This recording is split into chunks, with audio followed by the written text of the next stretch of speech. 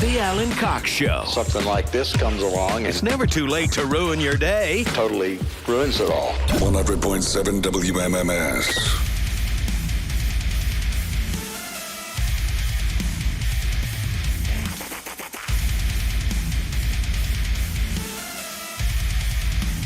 I will have another $1,000 for it about 8 minutes from now. Listen for that next keyword. They come pretty quickly, about 30 past every hour. Another chance to grab some money courtesy of the Buzzard Bookie. So listen for those every hour. You can watch the show if you like. The pictures fly across at alancoxshow.com. Thank you today to Georgie Nuckington for helping out back there. If you listen on iHeartRadio, live on the app, tell me where, if you're listening in another city and state. Brittany listens in Austin, Texas. Travis is up in Wixom, Michigan. Braden is our bureau chief in Hershey, Pennsylvania. Joe is in Shelby, North Carolina. Greg is a brand new listener in Indianapolis, that godforsaken town. Nothing but my sincerest condolences to Greg and his family, but thank you so much for listening. There are some third-party apps that will populate this show via podcast, but they're not always up to date. So people are like, what's happening here? What's happening here? I go, I don't know. I post it. I don't know how other apps populate them. You're always best off listening on the iHeartRadio app because the other ones can get glitchy and hiccupy, and I don't know. So when people think that we're off all week and we're not, we're here live every day. It's and even when we're off, we podcast it I now, still right? podcast those, yes. I'm never off. I'm on vacation. I'm in Arizona all next week. My wife goes, are you going to have to podcast the show? Yes, I have to podcast the show. Because even on vacation, I'm working. You're welcome. But as far as the third-party apps go, you're on your own. I don't know. But that's just FYI. Some of them have multiple feeds of this show. I don't know how they do what they do. But again, you're always better off going to the source, which is the iHeartRadio app. You know, all the conversation we were having about this planned mission to Mars that will begin, the first stage of which is this trip back to the moon with those 4 new astronauts. They're going to be, it's basically kind of a test run for this new craft, and it will lead them to the next moon landing.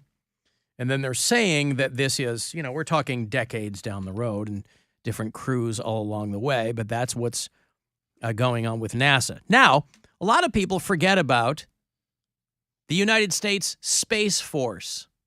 They forget that that's the newest branch of the military, and as such, they've still got some growing pains. It's been a year and a half since they first unveiled the Space Force uniforms. And ever since then, they've been bogged down with complaints about the pants being too baggy. You know, down here, you used to, not so much anymore, but, you know, maybe nightclubs. You know, there's a list of things you can't wear at a lot of clubs, right? No, what are you supposed to call wife beaters now? I'm sorry, what? A shirts. A shirts? Yeah. That's what I heard. Okay. No A shirts. No baggy pants. No beltless, whatever. No jerseys. No backwards colors. ball caps, you know? Back to 2002. No long tees. No long tees. No Jenkos. No do-rags. Yeah. This is what they're contending with, to a smaller degree, with the Space Force. People complaining about the baggy pants. You know, the most important thing with keeping us safe from intergalactic threats, the pants. So they're completing a new round of testing on their new uniforms. They had 100 new recruits in the Space Force try on their uniforms. They're operating out of Peterson Space Force Base, SFB, if you will, in Colorado. And they said that this is an important milestone in delivering their new uniforms. So, I mean, if you're in space, you don't want baggy clothes. You get snagged on something. But do you want them super? I mean, you know, the space suits that they wear, they're not form-fitting. I mean, they're you got to have a full range of motion. I think. These are not skin-tight space suits that they wear. We've No, all but seen they're not them. They're baggy kind of either. They're kind of crumpled and crimped and, you know. I think what we really should be moving towards is that, like, silver. It should be a silver One jumpsuit. Piece, Yeah. Logan's Run, Mhm. Metropolis kind of vibe. That or get right to the Star Trek. And those are form-fitting. Those are tight. very form-fitting. Right. But are those all color coordinated by rank? But aren't they? Yeah, but isn't that okay? Yeah, no, absolutely. Like Admiral's red and then Captain's yellow and something like that. I don't know anything about Star Trek. Red but means you're going to die first. Are they leaving the ship though? Like, Not do at the they ever moment. go out? No. They're not, In Star Trek. Oh, yeah. They Yeah. do. They leave out in those tight suits, Well, they go down to different planets. Mhm. and they don't need any No, extra they'll suitage have, or they'll a have helmet. suits on or helmets. Yeah. If they do, that's very rare that they would do that on the show. In the movies, they would be in actual space more, but on the show, usually they'd go down to a planet and just Beam down to a planet where Yeah. the atmosphere is be in breathable. there. Okay, now give So me you can a bang some green ladies. rundown. Is Star Trek just like a soap opera that's set in space? Or is it not really a soap opera? No, I it's wouldn't not say really it's a soap soap opera. opera. Star But Trek it's not is a a lot. sitcom. What is it? No, it's It's a sci-fi show. It's a sci-fi Drama? anthology, I would say. Is Here, it funny? Not even an anthology. He'll explain it to you. Hold All right. on.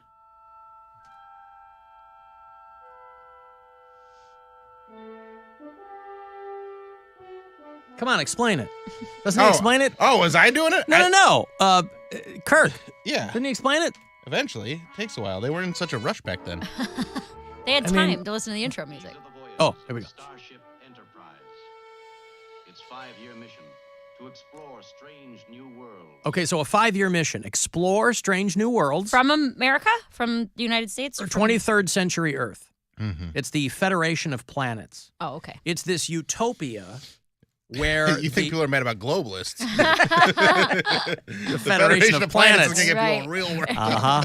What kind of beer are they going to shoot for that? Yeah. New life and new civilizations. Seek out new life and new civilizations. The prime directive, by the way, in Star Trek was to not interfere in other civilizations until they were ready. Like, you weren't supposed to, and this is what some people have attributed to the situation with potential alien life contacting us, is that maybe they are following adhering to a version of the prime directive, which from afar they're going, those people are not ready at all to have contact with a far superior advanced civilization, so we're going to let them, we're not going to engage. Because in the If you'll movie pardon the pun. First Contact, that's when there was a pilot that learned to he built a rocket that would travel at the speed of light Yep.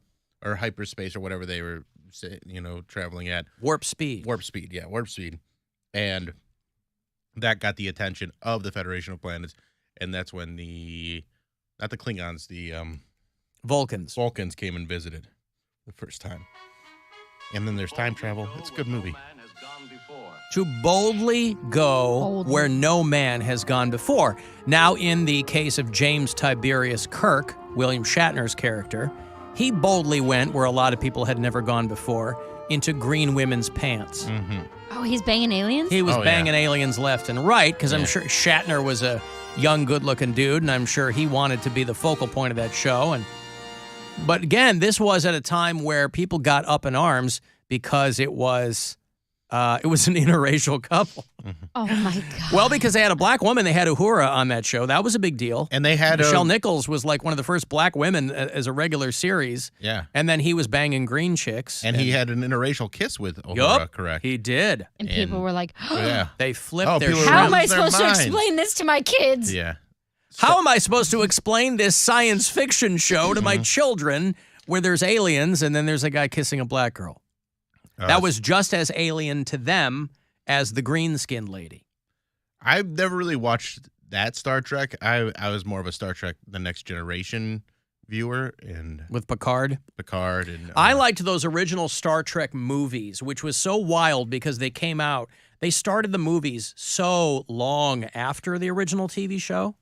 Like the TV show was early 60s maybe? Yeah. I And then didn't the realize it was movies that old. started like the late 80s, 70s, yeah, early 70s, 80s. yeah. Star Trek the Motion Picture, which was a terrible movie. But boy, I loved it as a kid. I loved Star Wars. I loved Star Trek because I was a very neat and tidy kid. I'm a neat and tidy adult. And I loved the clean lines of those Federation uniforms. You know, Star Wars was fine. Everybody was a little bit more raggedy because it was a ragtag group of rebels. But Star Trek, boy, they were living in a civilization where everything had kind of been figured out, where everything kind of operated as it was supposed to. And sure, they'd have their little internecine battles with people, but I loved the uniforms, never to the level of cosplay. I mean, I did have my limits, but I really enjoyed the Star Trek movies. They got increasingly bad. Wrath of Khan was probably the high watermark. Yeah, they kind of went up and then down. And then when they started doing the Next Generation movies, I feel like they kind of went up again. Chris Pine reboots, those are great. Those are fun, yeah. Those are a lot of fun. But I mean, First Contact and there was one with the Borg that was Next Generation that was really good too. A movie or a TV show? It was a movie. Well, Generations, Nemesis? Yes, I think it was Generations. Star Trek Nemesis, I think Nemesis? was maybe. I don't know. But I like those ones more. I didn't really get into the old Star Trek as much. I remember Nemesis because the bad guy was Tom Hardy. My 20 years boyfriend ago, loves under a Tom bunch of- Hardy. Yeah, he's a serious dude, boy. Tom Hardy, he did a show a few years ago on FX called Taboo that was fantastic. But then I think COVID hit and he got real busy, and I don't know if they'll ever do another season. But Like it's really good. anything Tom Hardy does, my boyfriend is like, "It's Tom Hardy. How do you not?" I'm like, "You love him. Because he's just a cool guy. He's like a badass. Has he watched Locke? Probably. Tell I don't Brian know. to watch Locke. It's 90 minutes of Tom Hardy in a car. Oh, there you go. But He'll love that. But the story is Is it a Subaru? That'll really get him going. the story's awesome. And the progressiveness in Star Trek, the original series and Next Generation, is really awesome. I really love that aspect of it because they're very nonviolent. I mean, they still shoot people every third episode, but you know they just have a lot of ideas about peace and treating people a certain way. It's great. That's why Zoe Saldana kind of exists by herself in cinematic history. She has been in the three of the highest grossing film franchises of all time. She's been in the Star Trek reboots, Avatar, and Guardians of the Galaxy. She's like the only And Avengers performer that exists in that space. I mean, purely coincidentally, but still, Has she made it over to Star Wars yet? I feel like it's only a matter of time. I don't know about that. What's her name is playing Ahsoka, Rosario Dawson, who I sometimes confuse with Zoe Saldana. And my apologies to both of them. I got to give you some money here, courtesy of the Buzzard bookie. As promised, it's $1,000. I hope you win. Good luck. This is your chance to bet with the Buzzard Bookie and win $1,000 now. Enter this nationwide keyword at WMMS.com. Cash. That's cash. Enter it now at WMMS.com. Hey, Randy. Hi, Alan. Hey, I heard you talking just a moment ago about Star Trek and specifically Nichelle Nichols and that controversial kiss. At least one of the NBC affiliates in the South refused to air that episode. And I can't remember if it was after this. I just heard the story a few years ago. Nichols, who just passed away within the last few years, said she was thinking of quitting the show at some point, and Dr. Martin Luther King Jr. actually contacted her and said not only was he a big fan of the show and her work and complimented her acting, but he said, "You're doing very important work, not only for representation, but for the civil rights movement, and I really hope you reconsider." And she said, "Well, I felt like I had to do it after that." And I thought that was pretty amazing that, television could be that powerful.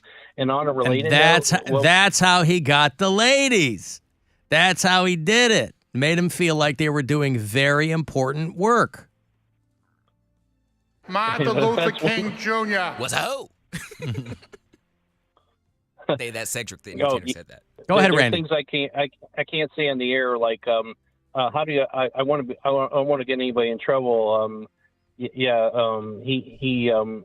there's that one tape where he says, "I'm blanking for Jesus." Effing. Can I say that? Yeah, MLK, man. I'm not He making was any a of this up. pimp. Yeah, he wanted to make sure that he was a multifaceted individual. What's in that blank? Huh? I'm blanking for Jesus? He's effing for Jesus. Oh, effing. Okay. Yes. Context clues. Could you imagine him talking dirty to you? That's what I meant. I kept it FCC safe, Alan, I think. Yeah, so I'll leave you with this. Thanks for having me on. We talk about the power of that show and, the longevity. What was crazy was that show, as you know, ran for 3 years on network TV and was canceled due to relatively low ratings. And I was actually going to get canceled after the first year or two, and then there was this big fan campaign. And I'm trying to remember what the exact number was, but they got low ratings for the day because back then the number one rated show was Beverly Hillbillies, which consistently pulled in number one or at least top three, and they were getting 70 to 80 million people watching every week, which was like not only was it the amount of people, but it was the share of the audience because there were only 3 networks, and Star Trek only got like 30, 35 million, sometimes 40 million people a week. Networks would kill for those ratings now. The last time a network show got that share of the ratings was one of the seasons of American Idol from like 15 years ago or something like that, because everything's so diffuse now. So that's why the original pitch for Star Trek was Beverly Hillbillies in space. Love that. It was a Western. He had Roddenberry admitted that because he used to do that lawyer show where he was doing social issues, and he said it'll be way more palatable if we do it with the sci-fi thing. Yeah. Okay, thank you, Randy. Appreciate the call. Randy! A different kind of intense Randy. That's Randy. He's doing a deep dive. He does the kind of dive on Star Trek that Kid Rock should have done on Anheuser-Busch. Thank you, Randy. I appreciate appreciate that. I'm trying to think of what show I'm that passionate about there. I know everything about. Surviving R. Kelly. No, Queer as Folk. I know a lot about The Office, but I don't know a lot about the making of it. Here, let me rephrase that. I can quote The Office. I've seen it enough times that I know. You're wearing the merch. I am. No, Poor Richard's Pub. Please, no. From Scranton, Pennsylvania. I went there. God, please, no. Yeah, I went to Toronto. I went there. I went to Toronto where Queer as Folk was formed too, or filmed. Yeah. I went to all the bars. Yeah, dude. When I went and had my college gig in Scranton, I did all the stuff that was real. Like Cooper's Seafood is real. I bought the Poor Richard's Pub hoodie. God, please, no. She got me a couple of Dundies for Christmas. I got him a Dundee for Christmas. I got Dundies. I got two, two yeah, Dundies, because I couldn't decide. I got Bill Whitest Sneaker Award, because obviously. and the other one was Smelliest Bowel Movement. Yeah, the Don't Go In There After Me I was award. like, yeah. And then there's Alfredo's Pizza Cafe is a real place. Or Pizza by Alfredo. I have hot snakes, you guys. What's hot snakes? It's when the diarrhea comes out like a hot snake. Andy! I get hot snakes and bubble gut. Andy, stop talking about hot snakes. Hot snakes. Yeah. Parks and Rec. Well, there you go. Love Parks and Rec. Me too. I watched a handful of Office episodes over the weekend. It was on when I was in my hotel room at 3 in the morning. Always and it on. Yeah, because it was is. the hotel room had DirecTV, and so I'm just clicking through, and Comedy Central was doing an Office marathon or That's whatever. all they do. That's it. I had never seen that many episodes of The Office. It's so good. They don't even want to make original programming anymore other than South Park. I think maybe is Tosh.0 still on? Nope, and, I don't think so. And then The Daily Show, and then everything else is just like The Office. Because fine more with people will watch Or that. Parks and they run a lot of Parks and Rec Parks too. and Rec, yeah. But like reruns do better for them than original programming. Well, and they keep trying it because they're launching a bunch of new cartoons. So I think they're still trying to find that next thing that will hit. Okay, I've got to take a break. If you're on hold, I will grab you on the way back. Otherwise, you can send a text 35192, and we'll be back. The Alan Cox Show on one.